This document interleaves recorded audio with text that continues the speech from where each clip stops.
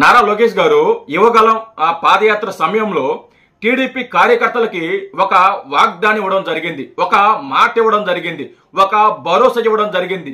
ఎవరైతే వల్లభనేని వంశీ ఉన్నాడో భయం అంటే ఏంటో చూపిస్తాను అని నారా లోకేష్ గారు యువగలం పాదయాత్రలో ఆయన మాట ఇవ్వడం జరిగింది. ఒకసారి నారా లోకేష్ గారు యువగలం పాదయాత్రలో ఏం మాట్లాడారనేది ఒకసారి మీకు వినిపిస్తాను. ఈ పిల్ల సైకో చాలా పెద్ద తప్పు చేశారు. దేవాలయం లాంటి గన్నవరం తెలుగుదేశం పార్టీ ఆఫీస్ పై దాడి చేశాడు. ఏకంగా ఆ ఆఫీస్ ని తగలబెట్టాడు. అతను గెలుపు కోసం పనిచేసిన తెలుగుదేశం పార్టీ కార్యకర్తలపై, నాయకులపై దొంగ కేసులు బనాయించి ఏకంగా జైలుకు పంపించారు ఈ పిల్ల సైకో.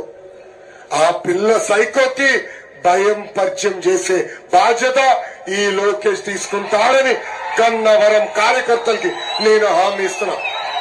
యువగలం పాదయాత్రలో హామీ ఇచ్చాడు. ఈరోజు ఆ హామీని నెరవేర్చాడు నారా లోకేష్ గారు. ఈరోజు వల్లభనేని వంశీని పరామర్శించడానికి వాళ్ళ సన్నిహితులు కానీ, వాళ్ళ స్నేహితులు కానీ, లేదా వాళ్ళ భార్య కానీ ఆయన దగ్గరకు వెళ్ళి పరామర్శించినప్పుడు వల్లభనేని వంశీ మాట్లాడుతున్న మాటలో నేను చాలా తప్పు చేశాను, లోకేష్ గారి గురించి అలా మాట్లాడకూడదు, భువనేశ్వరి గారి గురించి అలా మాట్లాడకూడదు, చంద్రబాబు నాయుడు గారి గురించి అలా మాట్లాడకూడదు, జీవితంలో దిద్దుకోలేని తప్పు చేశాను, దిద్దుకోలేని మాటలు మాట్లాడాను అనేసి ప్రతిరోజు పశ్చాత్తాప పడుతున్నాడు మన వల్లభనేని వంశీ. ఏదైతే నారా లోకేష్ గారు హామీ ఇచ్చాడు, మాట ఇచ్చాడో ఆ మాట ఈరోజు నెరవేర్చిన ఒకే ఒక నాయకుడు నారా లోకేష్ గారిని మీకు గుర్తు చేస్తున్నా.